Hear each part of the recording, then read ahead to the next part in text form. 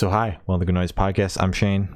I'm Glory. And we're here with Brent from Greyhaven. We're going to ask some questions today about their upcoming album, This Bright and Beautiful World. So congrats on that, by the way. How do you feel about the response to the announcement so far?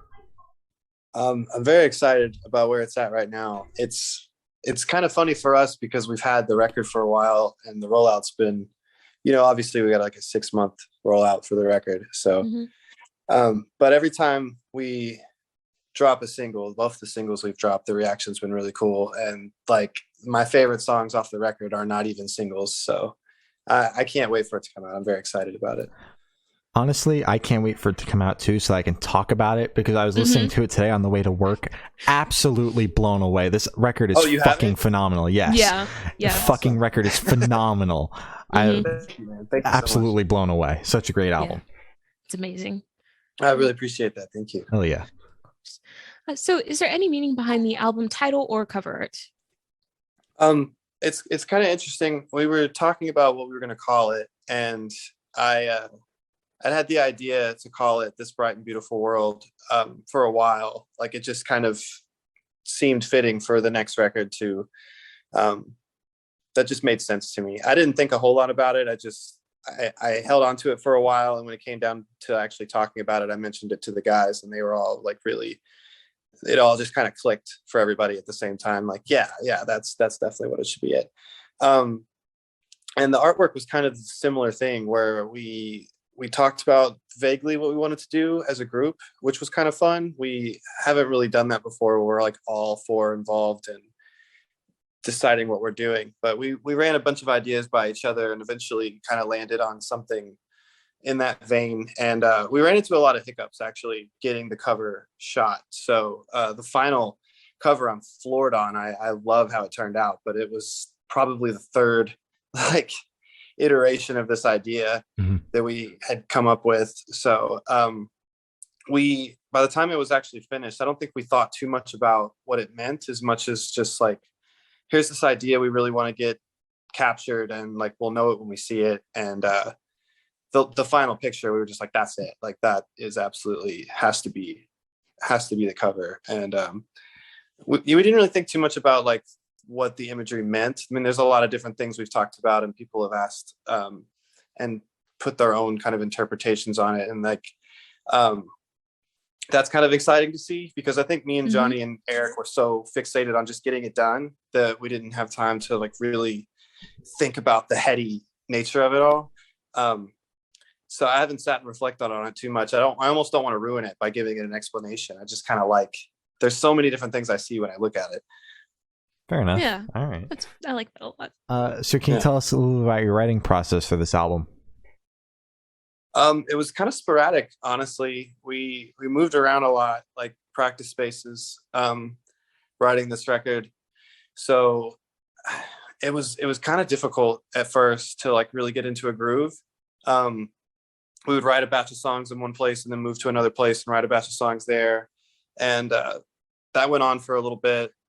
And then we finally landed a warehouse space that we were using for a while. And the bulk of the record was written there.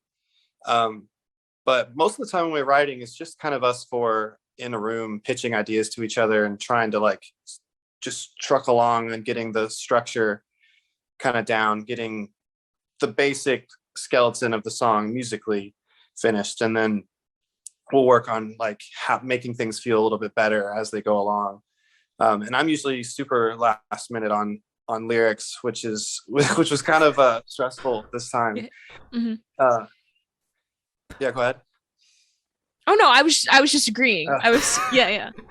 And it kind of bit me this time, because it was when it came down to actually finalize the lyrics, it was very stressful. Like I had a bunch of stuff written for songs that we didn't end up flushing out in the studio, and the lyrics weren't like that great anyway, so it was fine that they got nixed. But the final 10 songs we picked for the record, when it came time to do vocals, I think I had like 2 of them written.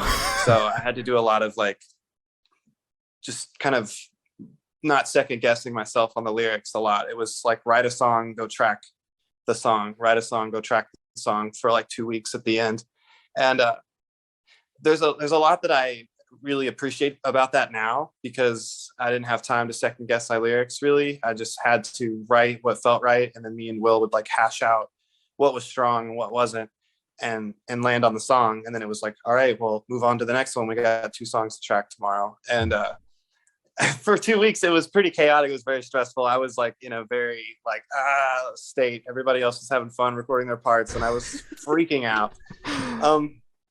But honestly, it makes sense for where I was for the record, and like a lot of the things I was feeling, and just the overall theme of the record is kind of dark anyway. So feeling that kind of frustration, and feeling that kind of anxiety, and like being honestly scared that we weren't going to finish it in time. I think that all like worked out for the best. Like, I'm very happy with the lyrics looking back on them now, but in the time, like during the weeks we were recording it, I was all over the place. I was like, I don't know if this is good. I don't know if this is bad. I just know that this is like what I'm feeling, and this is what's getting written down. So let's go.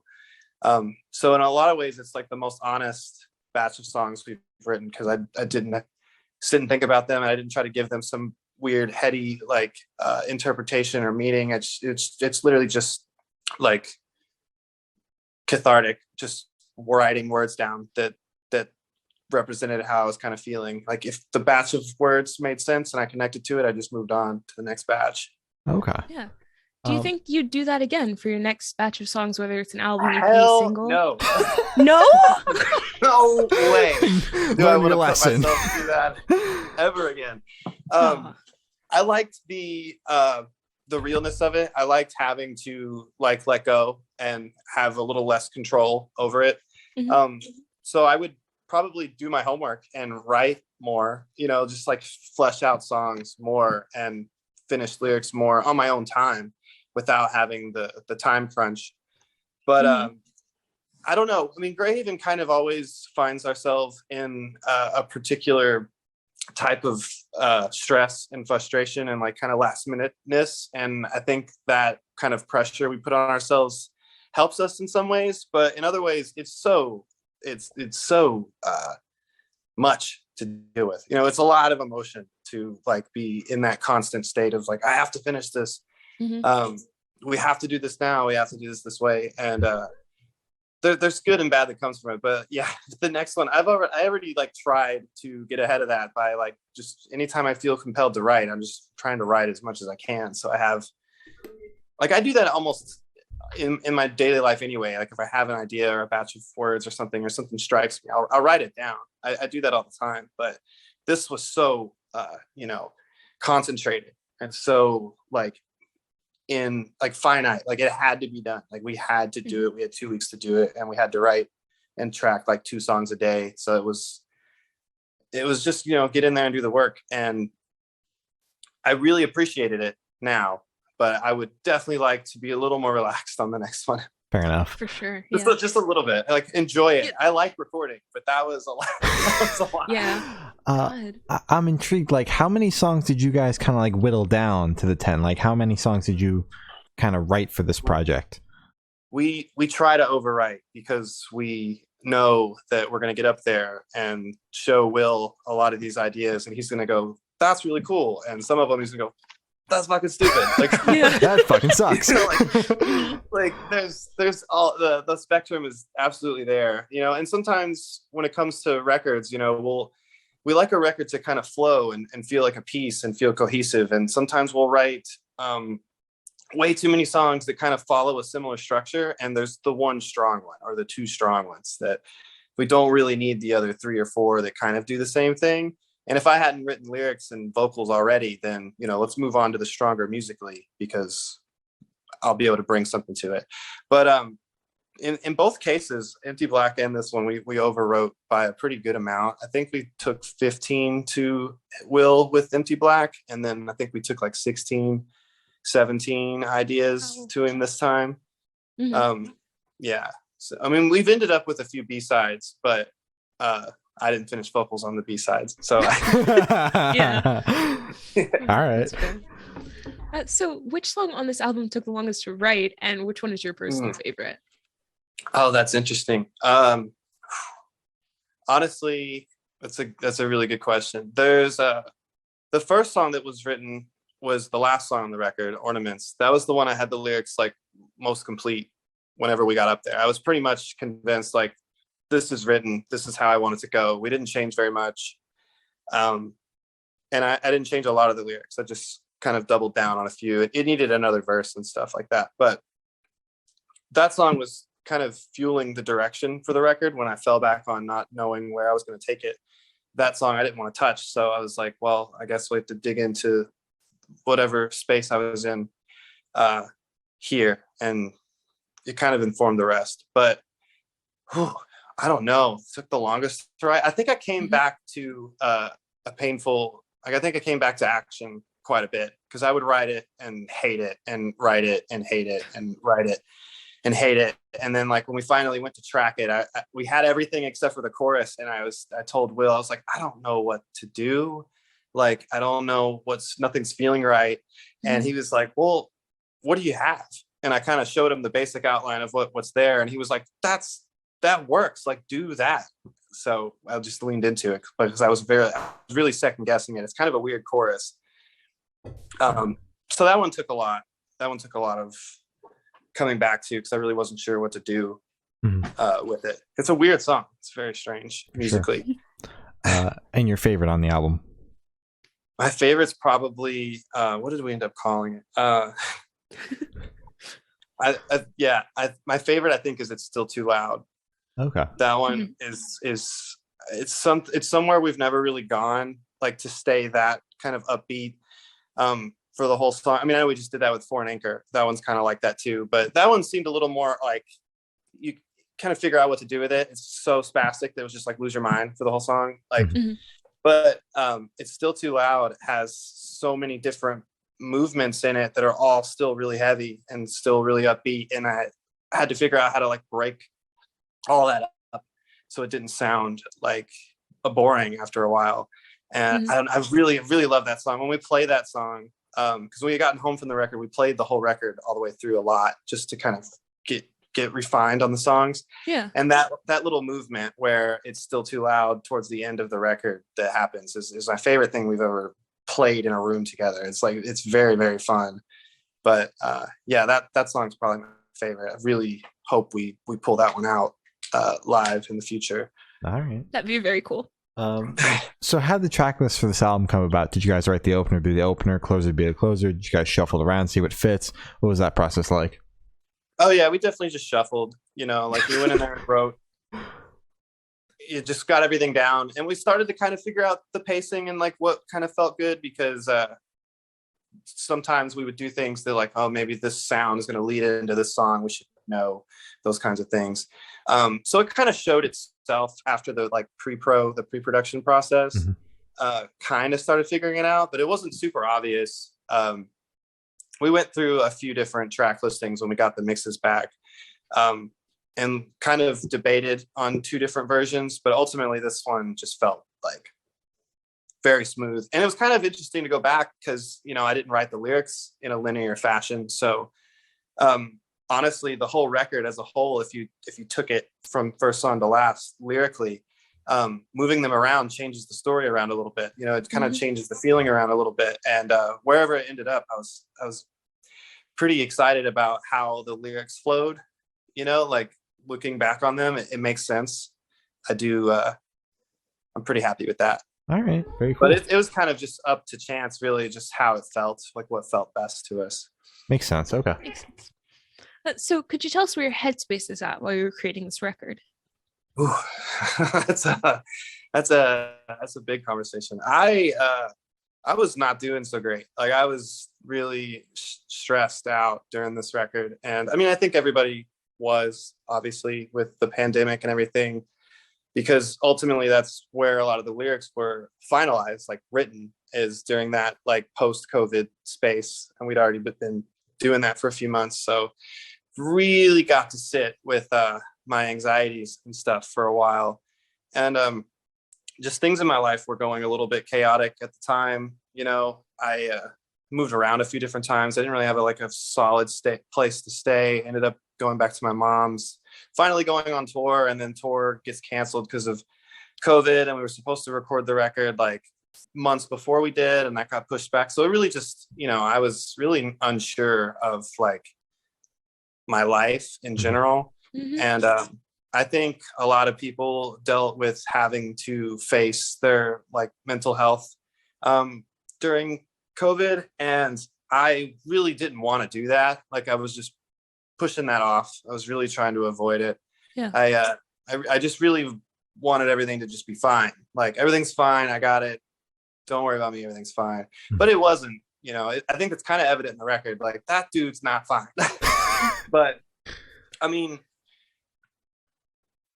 again, it kind of works out in, for the best, because by the time the record came out, like to record, I had to look at all that. I wasn't really any running from it because I was just trying to write from a place that wasn't really tackling myself. I was trying to be a little bit more like, obviously the year we had prior with COVID and all the protests, and even in Louisville in our city, we were really close to it, and it's just, I wanted to write from that place, like in my head, that's where I wanted to write things. But I just felt, not that those things didn't bother me, but it was like, just not an authentic representation of where I was. It was like, that was taking another toll on me, like I felt so shitty, and then the world was so shitty, and I just felt everything was pretty bleak. So when we were having to pull those lyrics out, like I think my mind was just like, this is what you have to deal with right now. Like this is the only thing that feels authentic. This is the only thing you're connecting to. So you just have to open that up. And I didn't really want to, but I didn't feel like I had a choice. I just felt like I had to dig in and get that out. And I'm glad I did. I feel a lot better having gone through that process. But yeah, it was tough. I mean, it was really difficult. I can't really sugarcoat it. It was like, I didn't want everybody else around me to know like how bad it had really gotten. But what can you do? Yeah. Yeah. I'm happy to hear you're doing better now. Yeah, I'm very proud of you for. I'm very proud of you for being able to, see what's what you want to change, and actually being able to, fix that. And you're doing better now, so that's good. Very happy for tricky, Thank you. I appreciate that a lot, but it's tricky. I think a lot of people don't take the time for themselves to really look at it and recognize that maybe some of their behaviors feel like they're being self-sufficient when really they're just pushing people away. And like, that's not something that's really that healthy, even though it might feel like that. That was something I dealt with a lot, where obviously a lot of people felt isolated during COVID because they were literally having to be by themselves. But I had spent a whole year before that, maybe not a whole year, but close to it, like already having gone through that. Like I had experienced a breakdown of a relationship, and then had to move into like the warehouse we wrote the record at. I was living there for a little while. So like, it was just kind of a weird time period, because like, friends were only around so much, and then COVID happens and couldn't be around. And then I was just very, very, very much physically alone. And then when COVID hit, it doubled down. So I just had to kind of take that and reframe it as, it's not independence, really. It's not really that healthy to be by yourself that much. All right. I appreciate you sharing that with us. Before we move on, I just wanted to say that. So how do you recommend your listeners, your fans, to check out this album for the first time? Should they listen to it in the car with friends in the dark with headphones on? Is it a party album, workout album? What do you personally recommend?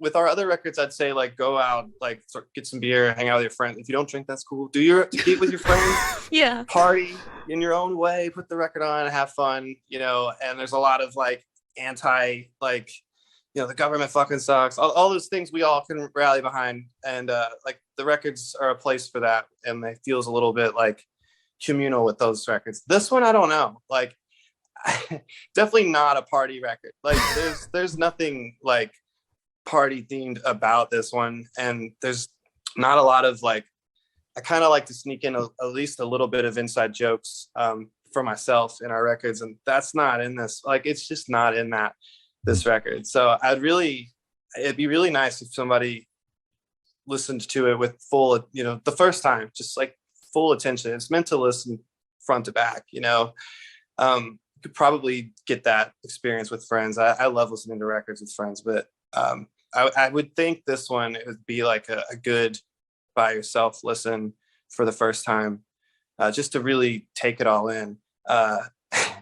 I was showing someone, and we listened to it with this like 10-hour loop of like underwater like creatures scene, like this 8-scene underwater creature thing going on, and that worked surprisingly well. Actually, it was a really nice listen through.